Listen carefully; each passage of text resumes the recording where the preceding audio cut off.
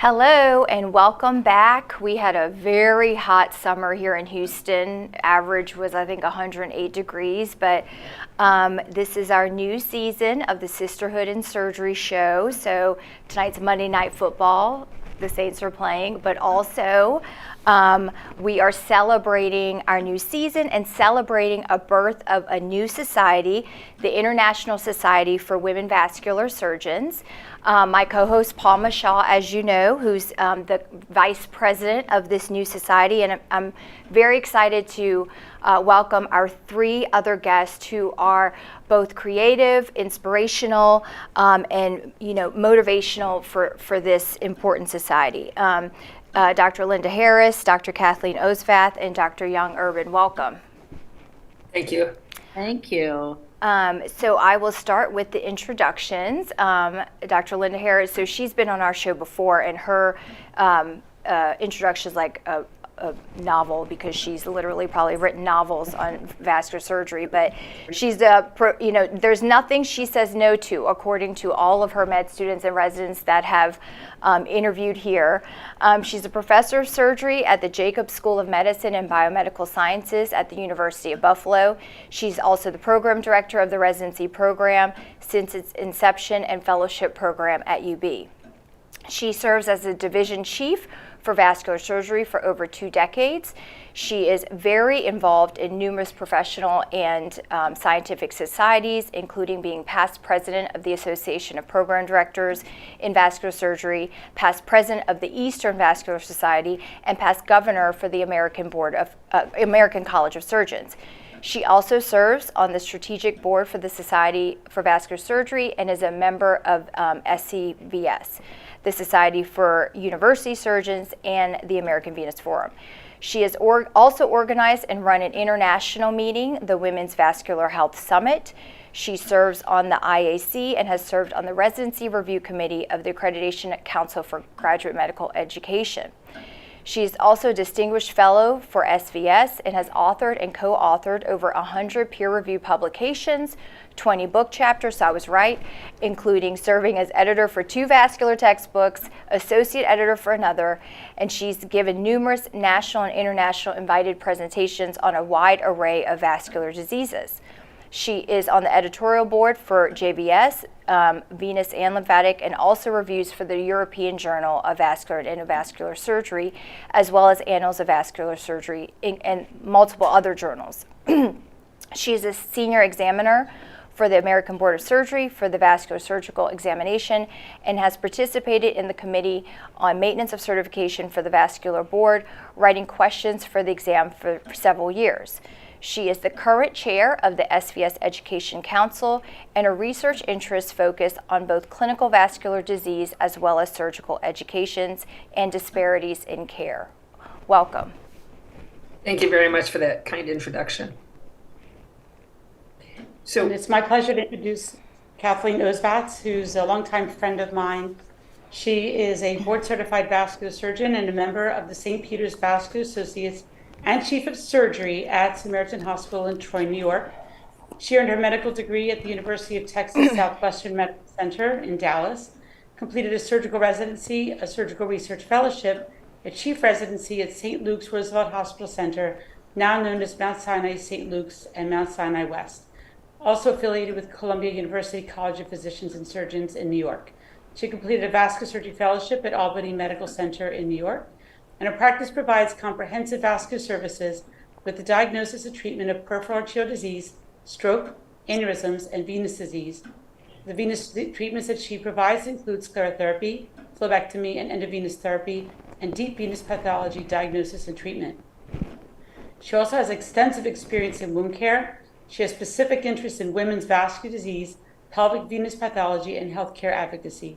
She's involved in deep venous disease research. And as a fellow of the American College of Surgeons, Dr. Osvath has been an active member and committee chair for multiple medical societies. She's currently the president of the Eastern Vascular Society, and she serves as the membership council chair on the American Venous Forum Executive Board. Dr. Osvath serves as secretary in the board of directors of the Intersocietal Accreditation Commission, and she has been an invited speaker at many regional, national, and international medical congresses, and is now currently the secretary for the ISWVS. Welcome, Kathleen. Thank you so much, Palma. And our last guest is Dr. Young Urban, who I've known since we were residents, actually. And now she is obviously a board-certified general and vascular surgeon. She's an associate professor of surgery at the Mayo Clinic in Florida. Her clinical interests include cerebral vascular disease, aortic aneurysm, aortic dissection, peripheral vascular disease, comparative effectiveness research, quality improvement initiatives, and initiatives to eradicate disparities in care, especially those related to cardiovascular diseases in women. She is associate editor for the Journal of Surgical Research and Annals of Vascular Surgery Cases, Innovations, and Techniques. She is also an editorial board member for Aorta and Annals of Vascular Surgery and Journal of Vascular Surgery, Cases and Innovative Techniques. She's very engaged with the Society for Vascular Surgery and the DE&I and leadership committees. Welcome, Dr. Young Urban. Thank you so much for the kind introduction. So I wanted to start off with, since all of y'all have been a part of creating this society, how did this come about and what are you excited about for the future? So I guess I can start. I started the Health Summit, the Women's Health Summit, pre-pandemic, because I saw the fact that we had issues with inadequate or differences in outcomes for women versus men. We'd hear about them at every meeting we went to, and there was not enough attention because there just isn't enough time at those kind of meetings. In addition, being one of the more senior women, I also noticed how hard it is for many women to ascend. I've hit a lot of glass ceilings. While having said that, I've also had a lot of people support me, but you go so far, you hit a glass ceiling. You go so far, you hit another glass ceiling. And so to give some mentorship and sponsorship to the younger women to hopefully facilitate their process so the wonderful, amazing people following me can have an easier time going through was some of the purposes of that. At that point, it was only a summit until after our SBS meeting this year. And again, we had a little disappointment for a few years in a row when we didn't have women elected when women were nominated. Having said that, we're making progress in all of the societies, but it's not as fast as it really should be. And that's the issue. So this was kind of born from some social media discussions, and I'll let someone else speak to that. Kathleen? Well, first of all, it is so exciting to be a part of something that's starting from infancy, we'll say. The meeting that Linda has done has been incredible. It's been a great experience with a lot of sharing and camaraderie and interesting topics, and something that in a few very short years I was so excited to get to go to and look forward to each year. So it seemed like just the obvious thing that this needs to now grow into the next step, which is to be a part of a society that is run by women and, will be inclusive to everyone. But definitely, I echo exactly what Linda just said. We want to be inclusive and allow for people to grow. And Young, you've been a catalyst in this organization, and you've done a tremendous amount of work to get this off the ground. Maybe you can comment about what drives you to be engaged in this effort.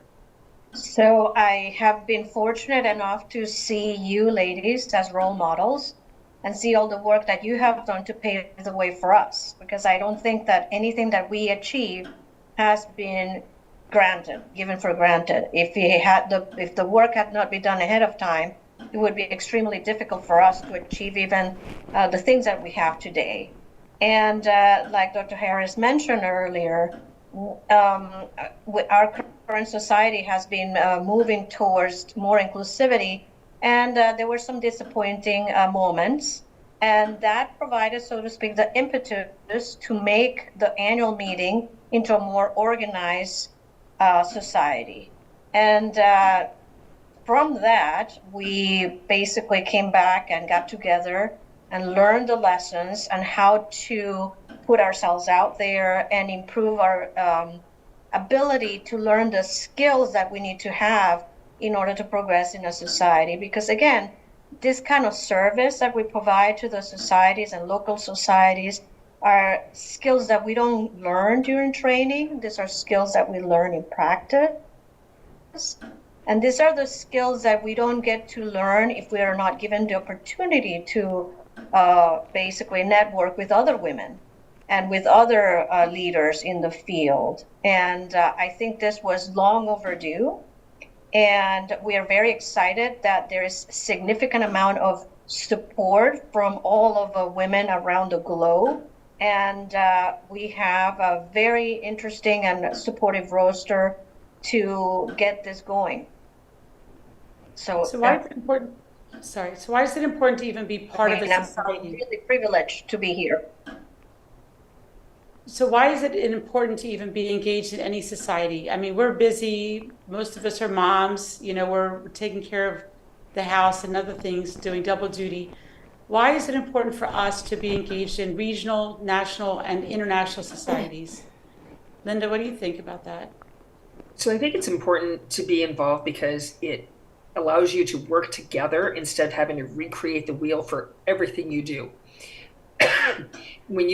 Sorry, I've got a little bit of a when you work by yourself, you have to figure out everything by yourself, and you have to make all the mistakes by yourself instead of learning from the people around you who can show you some ways that they've done things better than you might have thought about. So working together gives you excuse me, the opportunity to network with other people and to share their knowledge and collaborate. And collaboration is just an amazing thing. Kathleen, you've made transitions in your career from an academic career to being the chief of surgery in a private hospital. Has it been helpful to you to be involved in societies to help you reach that level as a chief of surgery? That's such a great question. I think that, again, when I was part of the academic practice at Albany Med, we were actually a private practice, but we happened to have, titles, if you will, and we were involved in research. And when we got our divorce and we separated, I felt definitely the need to continue academic work. So that's one thing. The second thing is that for me, societies are important because that is where I have gotten to know you guys. Without them, I would not have known you. And to me, that means the world. So not only are you my friends, not only are you my role models, both the younger ones and the older ones, but I know that I can pick up the phone at any time of the day and I can call any one of you and ask a question, whether it be personal or whether it be academic. And to me, that's what is so important in society work, and how I've gotten to know people over the years who really have become very important people in my life and my extended work family. That's very true. Yeah, you're mid. Ooh, Palma, you froze. I believe. Uh-oh. Palma. She froze. I I think know. she was going to say you're mid-career. Oh, you froze Yeah, for a I minute. was saying sorry about that. As a mid-career person or vascular surgeon, what's your perspective on societies? Because I know Kathleen, Linda, and I, we're around the same generation, but I think you and Linda are in the mid-career range, and you may have a different perspective about how you want to spend your time or what's important to you. Thank you for that question. That's really key. And Linda and I are contemporaries. I think we're in that early career, mid-career, so it's like nebulous gray zone. And there are a lot of challenges that we face as vascular surgeons that I don't think I would have gotten to learn the life skills and the professional skills on how to navigate all those convoluted challenges that we are faced with without knowing you and without being involved and engaged in the society and getting to know my colleagues across the entire US, and especially now with this international society across the world, that we many times believe that the challenges that we face are unique, but believe it or not, somebody else has seen that before. Somebody else has lived through that before. And having that opportunity of sharing the ideas and understanding how to tackle the problems in a professional manner has helped me grow, not only as a professional, but also as a vascular surgeon, because, there are many ways you can tackle a problem. As we have seen as of late, peripheral arterial disease is a hot topic. And sometimes, when you're faced with a difficult case, you don't, you may reach out to your partners and colleagues, but, you have such a large community now with our international society that you can reach out to anybody, and they will be able to guide you on how to best care for the patient, how to best care for your practice, how to best progress yourself professionally, and through that experience, potentially also avoid or mitigate some of the difficult challenges that other women have faced in the past. And I think you cannot underestimate the value of these lived experiences of women in different generations to understand that the challenges are real, and how to navigate that is not written in any book. You can read all the books you want about vascular surgery, but sometimes the challenges are so unique to the practice of vascular surgery that I think having those experiences are invaluable. Well, Linda, what's your perspective on that? I think, well, a couple of things. I think having this society, and before I forget, remember the audience can send in questions live by web. Go to pollev.com and enter DeBakey, or join by text DeBakey to 37607, and we will get your questions answered. But I think, this society gives us a bigger voice, a louder voice, so that we can get our goals achieved. And just seeing sort of, we talk about like different generations. I can't even believe Young and I are in a mid-career. I don't even know what that, that means. It's just flown by. But just seeing, the previous, female vascular surgeons that I've talked to, all of y'all individually about, the issues y'all have gone through in the past and the struggles, and to not be negative and just, discouraged, but then to make that into a positive thing just makes me more motivated, because I'm like, look, if they've done this isn't so hard for a mid-career surgeon. I should be able to do this, and I need to be a good example for, my residents, my fellows, my, the early career, because now we're not in that little group anymore. But, I think it gives a bigger voice, motivation for the crowd, really, and hopefully it'll get us some positive results. And what do you all think about the different societies? We have regional. I'm a member of so many I can barely keep track. I've got a whole list to pay the dues. But there's a regional, there's national, a couple national, there's international. Each one to me has a different value and a different way of connecting with different people and a different purpose. I'd love to hear your perspectives, because I bet you're all members of many different societies and also work very hard for all those societies in some capacity. Linda, you probably have the most. I agree. There are definitely different benefits of each society, and this is where I belong to all of them. I still believe in all of them. As we form this society, we're not asking people to walk away from our other societies. If you look at this, it's more like best for the young surgeon to the SBS, ACS for the AWS for ACS.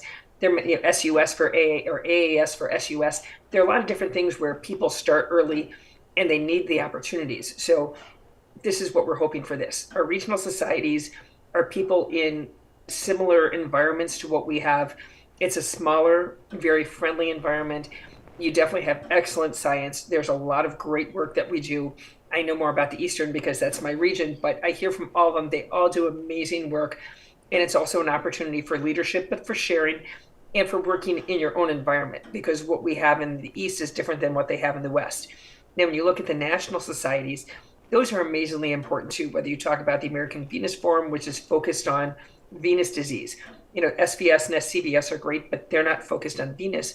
And there's less attention in those kind of meetings. And that is a big portion of what we do as vascular surgeons.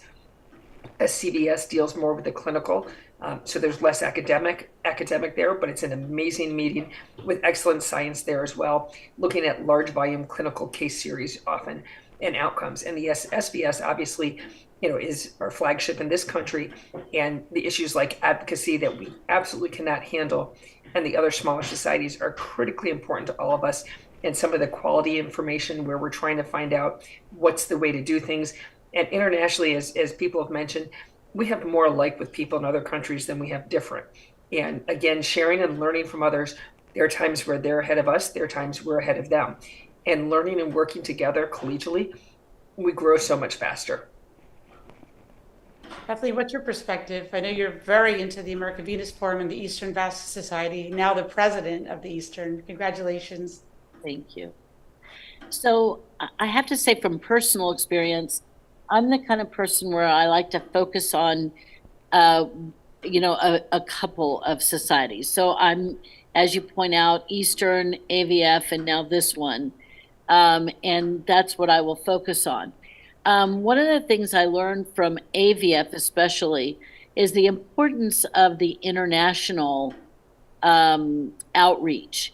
And AVF does a great job with that. And I've gotten to know some really wonderful women across the globe through AVF. And I'm really excited that this organization will also be international. It is so interesting to hear other people in other countries having the same struggles as we do, doing things in a similar way that we do. So they do some things a lot better. So I think that in this day and age, we're able to open up and be inclusive across the globe, and that'll just make it that much better.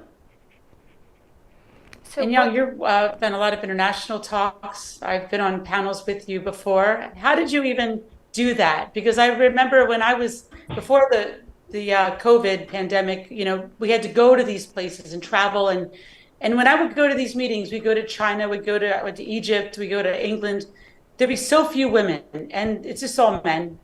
And a lot of the women I would talk to, they'd be like, we have no idea how to even get invited to these meetings. I mean, it was like a big secret.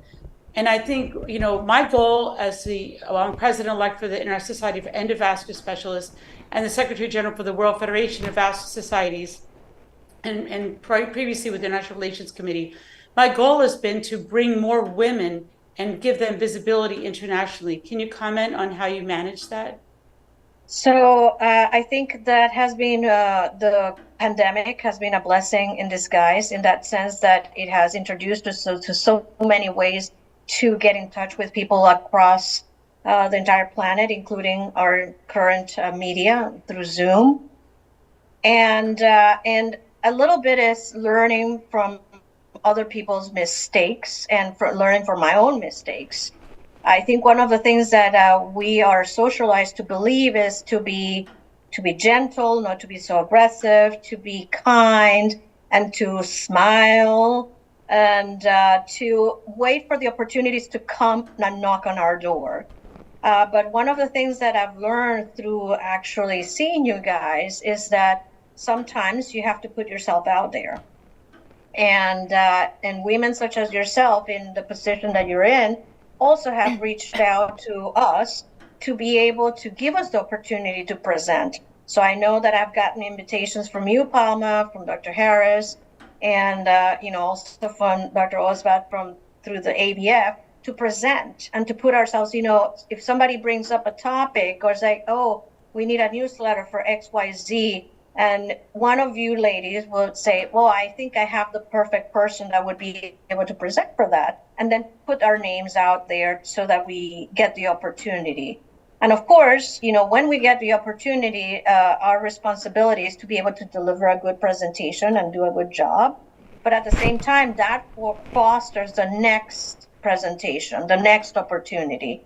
And I can tell you that this community that has been created through the initial WhatsApp group, Part of the Solution, which I think is a wonderful name for the group, Part of the Solution, has given all of us the opportunity to be able to engage with each other across the entire globe, but also the opportunity to present and be out there and representing ourselves and representing our community of vascular surgeons, especially women vascular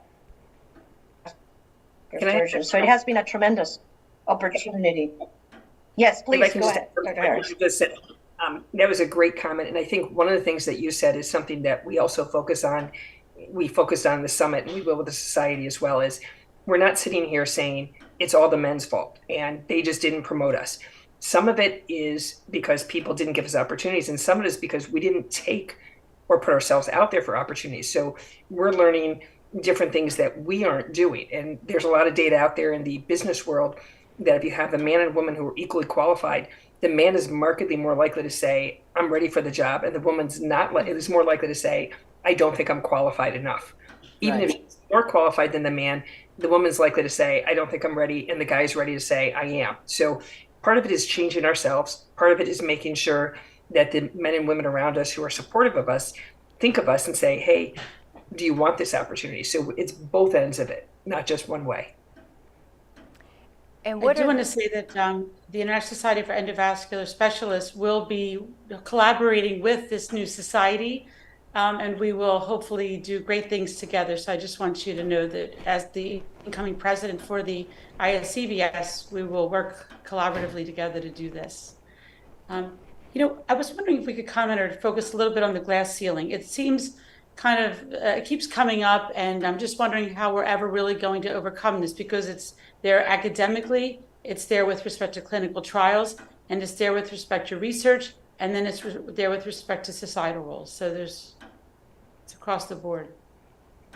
So I think the first thing is that I think a lot of places, whether it be universities, industry, our own societies, are realizing there's a reason to have diversity in your leadership. It's not just because I want the position because it's my turn, but having a diverse group of individuals gives you a better understanding of your constituency and also the public. So if you look in business, they've realized they sell much more if they have a diverse group at the top. Sorry. Let me see if I can turn that off. Sorry. Of course, the phone rings. So having a diverse group. Oh my. they really want to get in touch with you? So having a diverse group at the top is very important. If the leadership doesn't understand that, we will never have a change. But it is critically important because if you look at our incoming classes, over 50% of the people graduating medical school are women. In addition, how many of our patients are women? We have a large constituency of patients that are women. And there's some recent publications that show women's outcomes are better when they see women surgeons. Now, that's not specific to vascular surgery. And there are some amazing male surgeons who do a great job, and I have no question take excellent care of their patients. But this is data from large studies that are showing that women do better with women. And there's got to be more to it than that.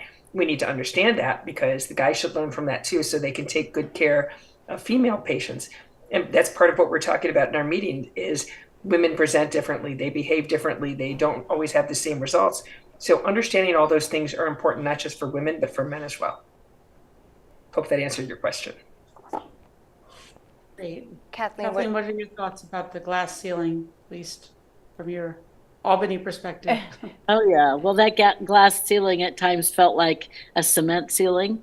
But I think that just on a personal level, I just always felt that if I worked hard and I kept my nose to the ground and I just did what I needed to do, even though it would take me longer than some of my male counterparts, I did sort of have successes and achieved goals that I never in a million years would have thought that I could. I think change is always slow, but I agree with Linda 100% that if you don't have people in those positions to help, give you a way, then it makes it much harder. I think, Linda, I don't want to speak for you, but Julie Fleischlag, for example, she senior to us, and she did a lot for women surgeons across the board, for sure. Change is occurring. I have a little secret. There's somebody sitting next to me here by the name of Ruth Bush, who is the incoming president of AVF, and she's also the editor of JVS VLD. And who knew that Dr. Glavitsky and Dr. Lawrence would at some point relinquish the reins, and they gave it to the right person. Because, these are the people that are going to take us forward, like Ruth, like yourself, Palma, Young, the other Linda. I can't see you on the screen, but I know you're there. Hi, Ruth. Hey, Ruth. She's there. And Young, what are your thoughts as a mid-level? Do you see this glass ceiling as, is it as close to you as it is to us? Because we're feeling it.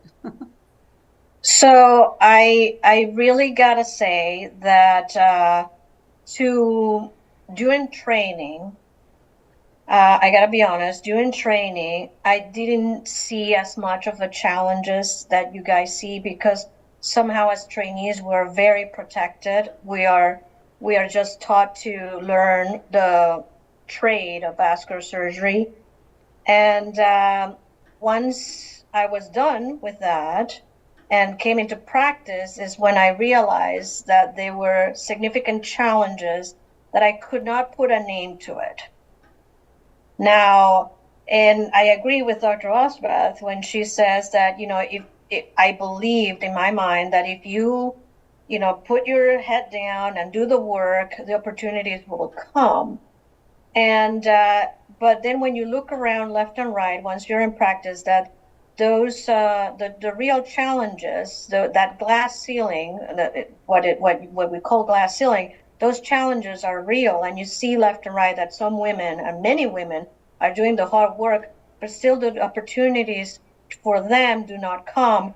And then you look around and it's like, okay, if that's happening to them, what's going to happen to the rest of us? I mean, we're going to have lesser opportunities. So in that regard, I think Linda probably would agree with me, Dr. Lev would agree with me, that if we hadn't had the role models that came ahead of us and have broken through those barriers and made it easier for us. And I think we cannot just stop now. We have to keep moving the needle towards true equity and inclusion. And it's not to say that, because, one of the myths out there is that, well, there are not enough women that are capable or have all the requirements. And when I hear those comments, it's almost impossible not to say, are you really looking hard enough? Because the capable women, the women that have put in the work, are out there, but just the opportunities are lacking. And again, if we hadn't seen you before us doing that, I don't think we would feel encouraged to continue the work that you're doing, just as Linda mentioned at the beginning.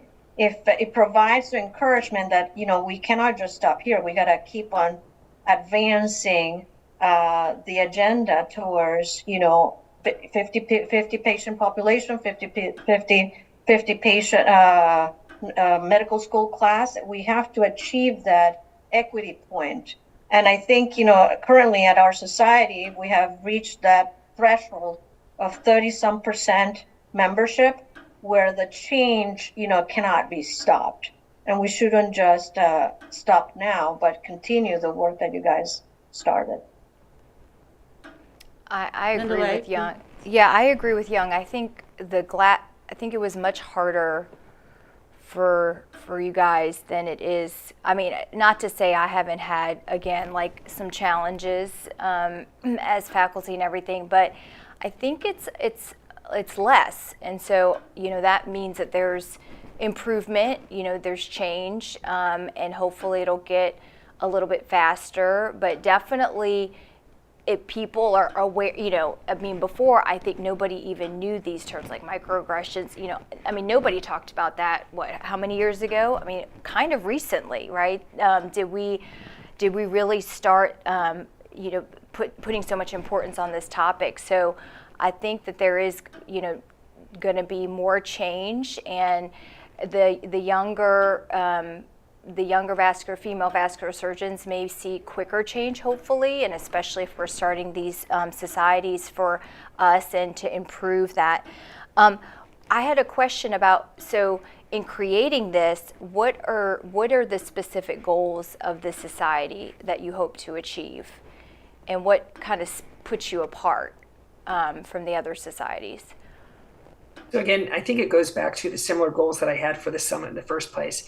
The first one is that we still need to address disparities in healthcare for women, which is something that you go to a major national regional meeting, there is not time to dive deeper into why the disparities are there. You will hear time after time at multiple meetings, women do worse, blacks do worse, Hispanics do worse, Asians do worse. There are a whole bunch of different underrepresented minorities or people by sex that don't have the same outcomes. But that's all we hear. And they're usually based off large database studies. And that's a great starting point. But the problem is it doesn't fix anything. And we need more time. And so our society also has been able to put together some small grants for people doing real research into what are the differences. So not just another database study, because database studies, you don't need the money for it and anyone can do that. That's pretty easy. But looking at disparities. And the second goal is really the sponsorship, mentorship, nurturing of women at all levels, and allowing a little bit more networking amongst the women. Men are welcome to join. We'd like the men to join as well, because we can't do this by ourselves. We need people together. And so we really want people to work together to try to change the landscape. That's my goals. And have you found industry has been supportive in terms of, because I know how important it is to get grant money to fund all the, our educational goals as well as research goals for the society? Hopefully they are, but nowadays money is so tight everywhere. Industry has been amazingly supportive so far.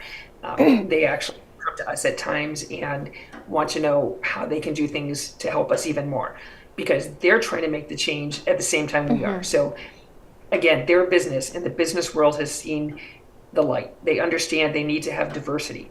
So they're trying to change within their own institutions to have more women, more underrepresented minorities in all the salespeople, in the leadership, so that when they come out and talk with us, that they're diverse, but they're very, very willing to support us. Absolutely. That's great news.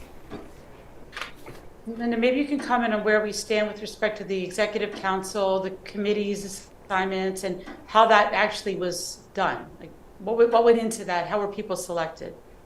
So for the first time, and this is something that we want to try to be cautious going forward, because this was a new society that was born out of a whole bunch of different things. We kind of initially used social media to ask people to self-nominate.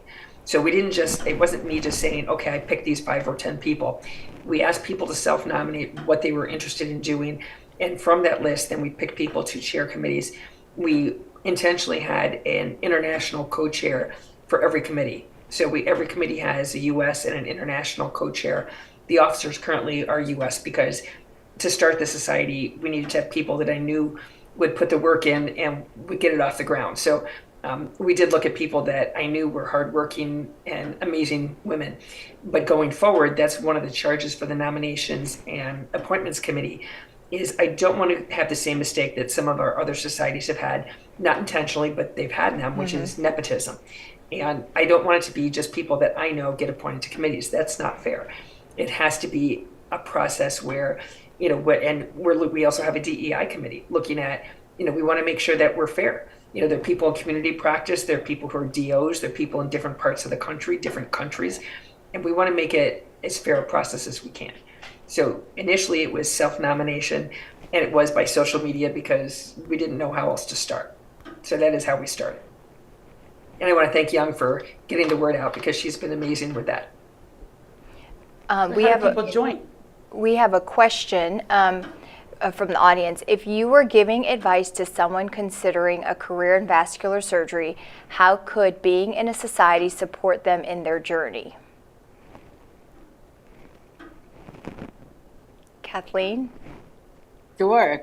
So being in a society, if you're networking and you're getting to know people and you put it out there that you're looking for a job, then let's say I have a job opening, then I'm going to you'll be able to talk to me about it. We can have a discussion. So I think that job opportunities are something that can be discussed. Research opportunities are extremely important. There's networking that we can do together to help somebody, figure their way out, especially early on, but even in mid-career or late career. I can also add to that. And I think, our society, because it also, is inclusive of everybody, but is geared towards the development and building a pipeline for women vascular surgeons. One of the things that Linda has done in her program from previous years is specifically target those topics that we ourselves have as blind spots and we don't realize that we're hindering our own professional development. For example, there was a whole talk on imposter syndrome, a whole talk on how do you put yourself out there, how to put a professional talk together, how to prevent those own barriers that we put ourselves that we probably don't even realize and prevents us from developing our professional careers. And I don't think that people would look into this until you realize that you have those obstacles as a professional. And as Linda also mentioned earlier, the microaggressions. I mean, all of this language would not have been on our radar if we would not have been willing to improve ourselves, how can we make this better for the next generation and improve it for ourselves as well. So all those little things, that probably we never thought about are topics that are going to be tackled. And I know that many of the women also already mentioned that they want to hear again, because those are the things that probably we don't realize that hinder our own progression and our professional development. So those are the things that, certainly our society can help us overcome. I think the other thing it does is it provides another place for mentors and sponsors. And if people don't know the difference, the mentor, will help you in a lot of ways, but doesn't necessarily open the door, versus a sponsor will help open doors and suggest whether they tell you to apply for something or let you be aware that there are certain opportunities. But it does provide both of those. And for some trainees or students, they may not have the same opportunities in their home institutions. Some have amazing mentors, and most of my mentors have been men, because when I went through, there weren't a lot of women. I mean, Julie's been a mentor to me, and Joanne, Laura, there are a couple other women, but there weren't a lot of women in academics when I started. So I've had some amazing male mentors, and there's nothing wrong with that. But having multiple mentors is also a good thing. I can add to that. Sometimes we're having this discussion, and that's something that is very new, right? I mean, Linda, when you and I were, and Palma, when we were going through training and so on, that imposter syndrome was a real thing, and not feeling like you'd be good enough to do some job. And so I think that, again, Palma, you had asked about societies and what they mean. I remember, just on a personal level, Vivian Gatton picks up the phone one day, calls me out of the blue and says, "What are you? Are you like assistant professor? You should be, are you ready yet for a professor of surgery?" And I remember thinking, me? I don't know. I don't think so. My partners at the time never said anything to me, so I don't know that I'm ready.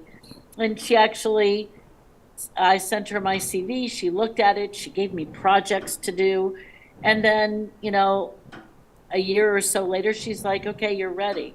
And so those are the kinds of things that this type of collaboration and networking will do for us. And that was a few years ago, granted, but, we're having this discussion, and it's out in the forefront. It's not anymore, in a back stairwell or on a phone call that no one else hears. Mm-hmm.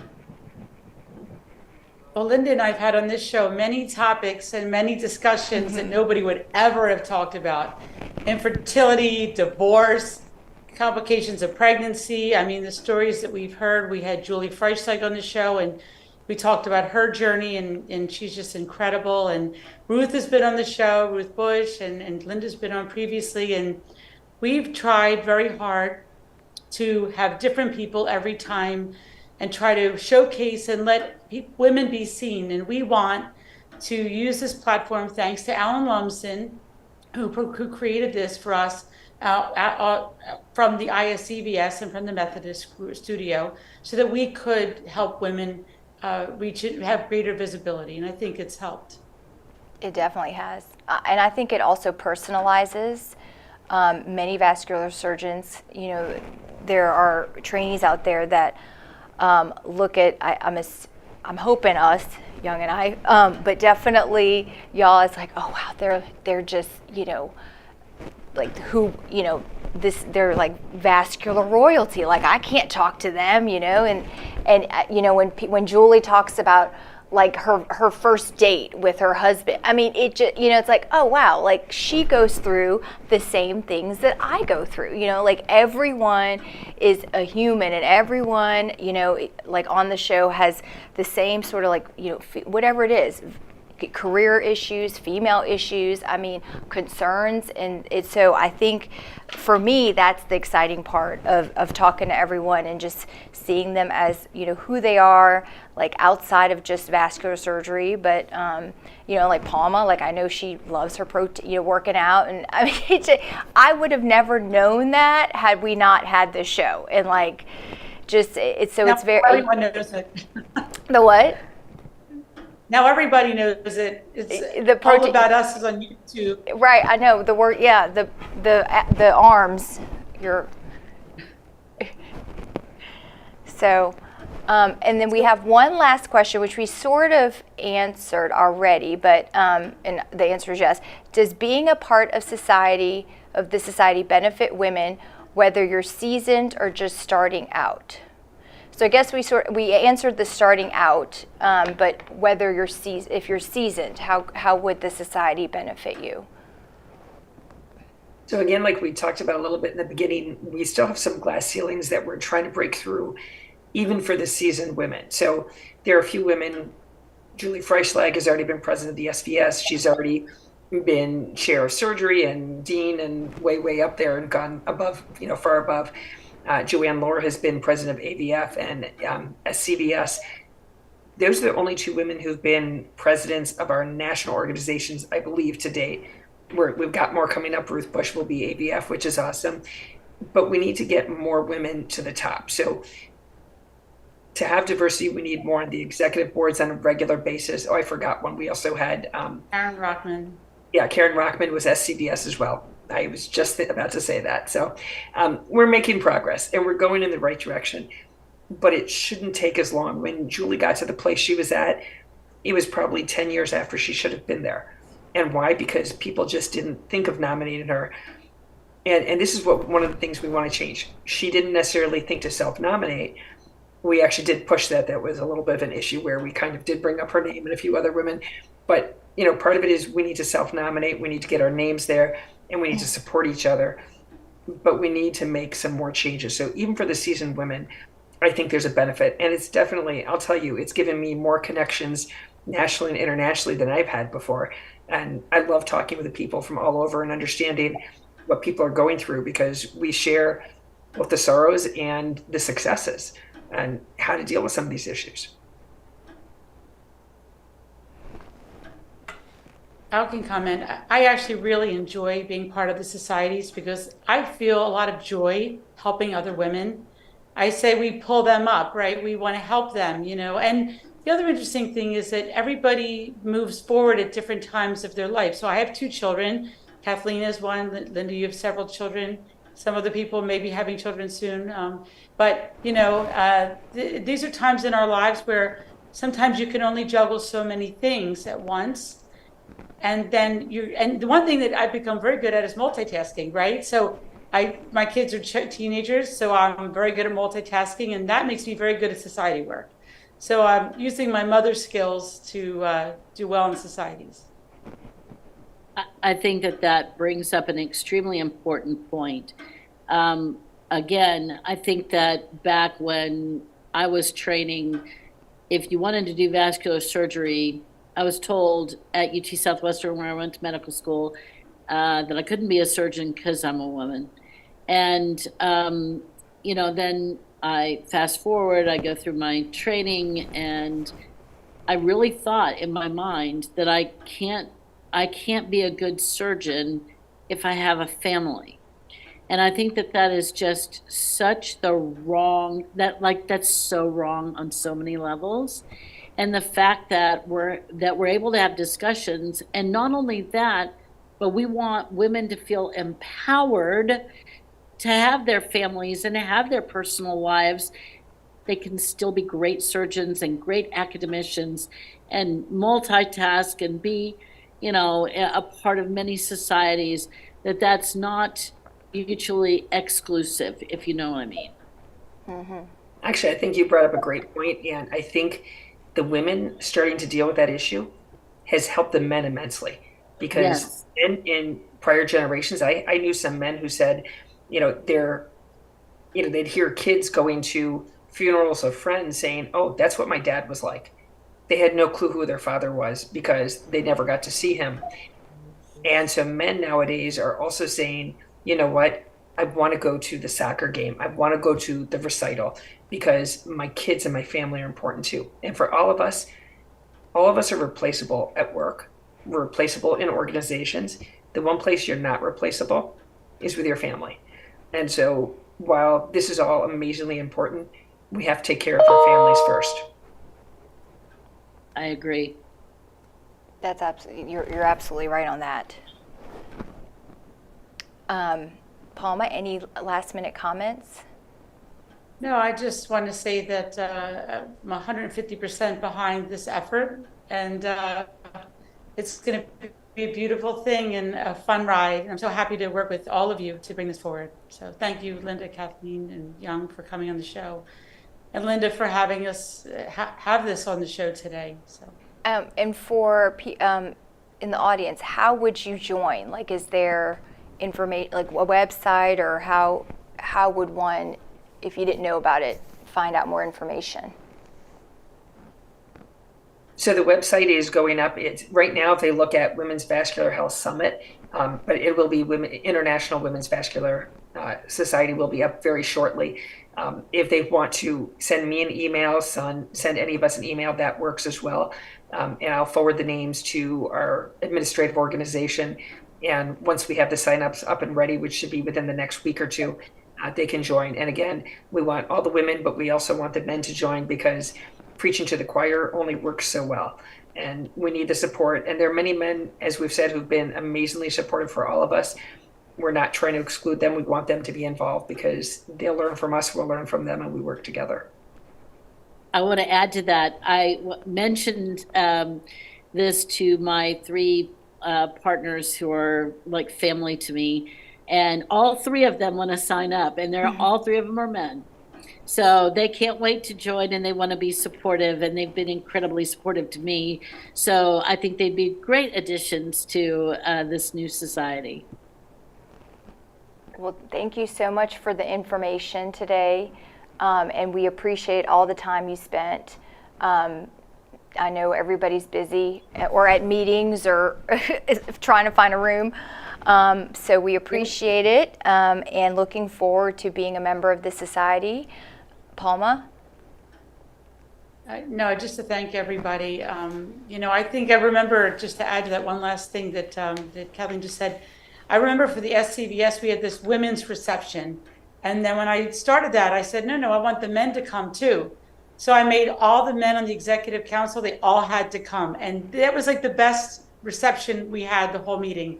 So it's always better when it's the men join the women, and then we host the party. So it's going to be fun. All right. Good night, everybody. Have a good night. Thank you. Look forward to seeing all of you at the next meeting. The next meeting will be first weekend in May, so keep an eye out for it. Okay. Post that. Thank you. This was Thank great. you. Bye.